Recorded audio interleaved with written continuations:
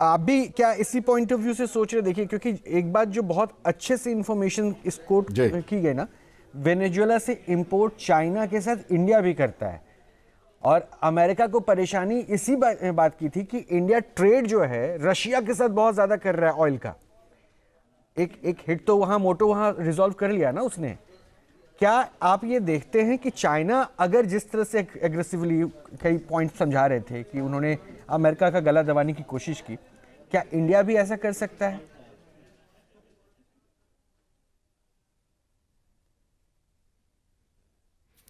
देखिए, इंडिया एक बहुत मॉडरेट और बैलेंस वे में चलता है।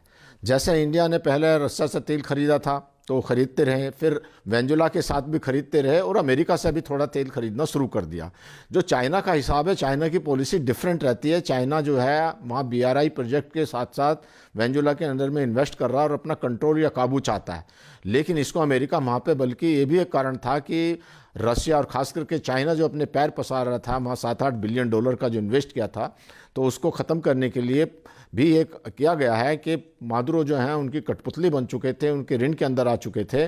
तो इनको देखते हुए अमेरिका ने ऐसा किया। अगर आप देखते हैं तो अमेरिका चाहता है कि जो वेस्टर्न हेमिस्फीयर है वो नॉर्थ अमेरिका या साउथ अमेरिका के अंदर में जो है अमेरिका का वर्चस्व रहे। इसी तरह से चीन चाहता है कि जो साउथ चाइना सी में और वहाँ पे उसका वर्चस्व रहे। ताइवान को हड़पने की कोशिश कर रहा है, जो है जापान को धमकाता रहता है, साउथ कोरिया को धमकाता है और जो कोरिया इनके साथ लगा रहता है। अगर आप रशिया को देखें तो वो बाल्टिक सागर और काला सागर के अंदर में अपने वर्चस्व को बढ़ाकर रखना चाहता है। तो हर जो कंट्री हैं, खासकर ये 2-3 कंट्री हैं जिनकी एक एग्रेसिव पॉलिसी है, तो वो सब चाहते हैं इस चीज़ को करने के लिए।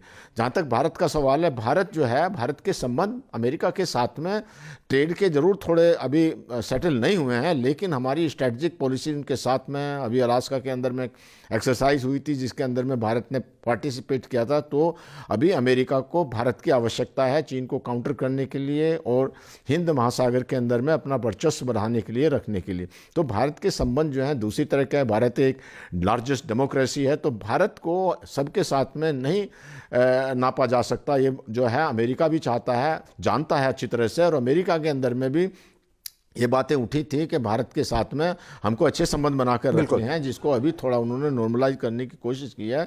तो बेसिकली जो ये है, ये देखिए रिपल इफेक्ट तो सभी के ऊपर पड़ता है जब इस तरह की बातें आती हैं, लेकिन ऐसा कुछ नहीं है कि अमेरिका भारत को टारगेट करने के लिए वो वेनेजुएला से तेल क्यों खरीद रहा है। क्योंकि एक टाइम था जबकि जो है सैंक्शन हटा लिए थे बाइडन एडमिनिस्ट्रेशन ने, और भारत को जो है, भारत के जो रिलायंस इंडस्ट्री का भी वहाँ पर जो उनका काफ़ी बिजनेस रहा है। तो इन बातों को देखते हुए भारत अलग से है, भारत का जो अपनी एक इंडिपेंडेंट नीति है, हमारी पॉलिसी एक वसुधैव कुटुंबकम की है, कोई अग्रेसिव नहीं है, किसी के ऊपर कब्जा करने की नहीं है। लेकिन अगर आप ये 3 पावर देखें जिसमें अमेरिका आ जाता है, रशिया आ जाता है, चाइना आ जाता है, इनकी एक ये रही है। रशिया भी अपने आप को एक्सपेंड करना चाहता है, चाइना की भी ये पॉलिसी है, ताइवान को, और इधर उधर वो अपना करते रहते हैं। इसी प्रकार से जो अमेरिका है वो भी अपने वर्चस्व को बढ़ाने के लिए कोशिश करता रहता है। लेकिन इतनी बात ज़रूर है कि जो एक सिम्बायोटिक रिलेशन है चाइना US के, खास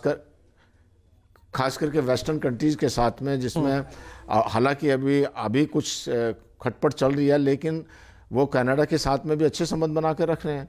जी बिल्कुल। पटनायक साहब, ये जो पॉइंट्स हो रहे हैं ना, उसमें अमेरिका का अपना इंटरेस्ट हमेशा सर्वोपरि रहा है। लाइकवाइज चाइना भी वही देख रहा है। अब पाकिस्तान पे थोड़ा सा हम आ जाते हैं।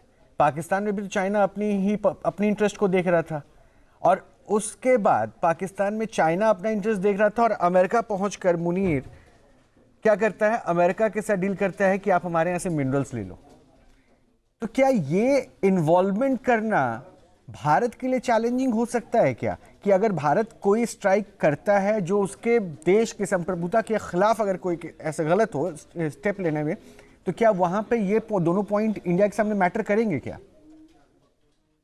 देखिए, ये जो अटैक हुआ है उसके हम एग्जैक्टली इंडिया के साथ कंपेयर नहीं कर सकते। जैसे हम बता रहे थे कि वहाँ चाइना का काफ़ी दबदबा रहा है।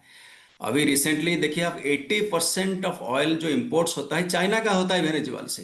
तो यहाँ एक आपका एनर्जी डाइवर्सिफिकेशन होगा, उसमें भारत को फायदा होगा। और रहा सवाल पाकिस्तान का, उसमें आप देखेंगे हमारा जो स्ट्राइक है वो डिपेंड करता है, हम नेशनल कंसेंसस एंड प्लुरलिज्म को देख के करना है। कैसे करना है ये हम भारत सरकार इसको तैयार करेंगे according to the intelligence inputs and जो सर्कमस्टांसेस को देख के।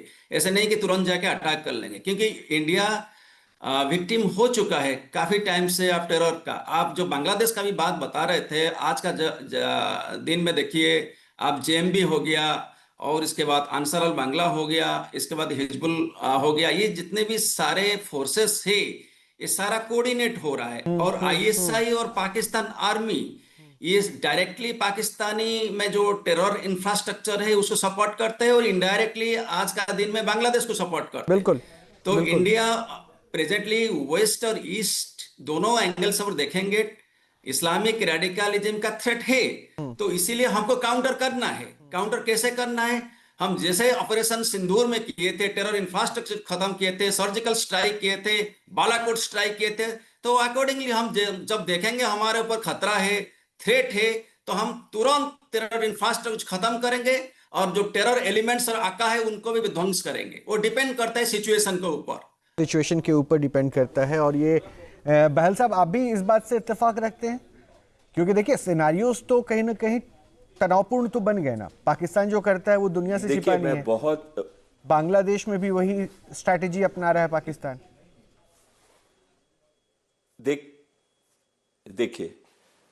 देखिए मैं जो बोला जा रहा है, मैं कुछ बातों में मैं बिल्कुल सहमत नहीं हूं।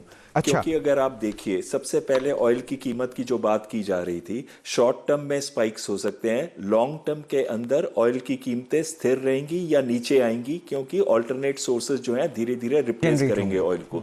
तो कहीं ना कहीं ये बात कहना कि ऑयल की कीमतें अभी ऊपर आने वाली हैं 6 महीने 1 साल के अंदर, वो शायद सही नहीं होगा। दूसरी चीज, अभी अगर हम सोर्स ऑफ टेररिज्म देखें, आतंकवाद का सोर्स कहाँ से है, वो तो पाकिस्तान से है। अगर सबसे ज़्यादा इफेक्ट उसका किसके ऊपर आता है? भारत के ऊपर आता है। और मुझे ये देश हित की बात समझ नहीं आ रही कि जब आप एक साइड पे देश हित की बात कर रहे हैं और कह रहे हैं कि पाकिस्तान ही आतंकवाद का गढ़ है। अगर आप देखिए बांग्लादेश को, मैं 3 साल बांग्लादेश में रहा हूँ, बंगाली मुस्लिम्स जो है वो बंगाली को ज़्यादा फोकस करते हैं, मुस्लिम को कम। लेकिन वहाँ पे एक 20-25% है कट्टरवादी, जो कि जमात इस्लामी है, जो डायरेक्टली जो जिसको सपोर्ट करते हैं, फंड करते हैं, वो पाकिस्तान की आईएसआई करती है। आज पाकिस्तान कंक्लूड कर दीजिए सर, 20 सेकंड में मेरे सेल पास। खुल चुका है ढाका के अंदर। तो कहीं ना कहीं ये जो पीछे से कोऑर्डिनेशन, हाँ बस मैं एंड करने लगा हूं। अगर स्रोत टेररिज्म का भारत के लिए और मेजर थ्रेट भारत के लिए पाकिस्तान है, तो हमें अब से प्लानिंग करनी है कि हमको जब सही मौका लगेगा तो ये हाफिज सईद के साथ साथ इनके जनरल्स को भी नहीं छोड़ेंगे, जो असली स्रोत है प्रॉब्लम की। अगर हम इनको छोड़ेंगे तो हाफिज सईद जाएगा, जैसे ट्रंप अपना पीठ थपथपा रहे हैं ना, अपनी सेना का पीठ थपथपा रहे हैं ना, और ये कह रहे हैं कि हमने 30 मिनट में एक छोटी वेब सीरीज बना दी, तो इसके पीछे भी उनकी स्ट्रैटेजी थी, रणनीति थी, जिसको 3 महीने उन्होंने प्लान आउट किया और उसके बाद एग्जीक्यूट किया। और वही बात आप सारे गणमान्य कह रहे हैं कि स्ट्रैटेजिकली हमें स्ट्राइक करना होगा, ना कि किसी पॉलिटिकल स्टेटमेंट से मोटिवेट होते हुए बस पहुंच गए। और भारत दरअसल उसी रणनीति से शांति के साथ ही आगे बढ़ता है, और देश की सुरक्षा संप्रभुता हमारे लिए सबसे ज़रूरी होती है। बहुत बहुत शुक्रिया हमसे जुड़ने के लिए साहब। एक छोटे से ब्रेक के लिए हम यहाँ पे रुकेंगे, उसके बाद भी हमारी ये खबरों का सफर लगातार जारी रहेगा।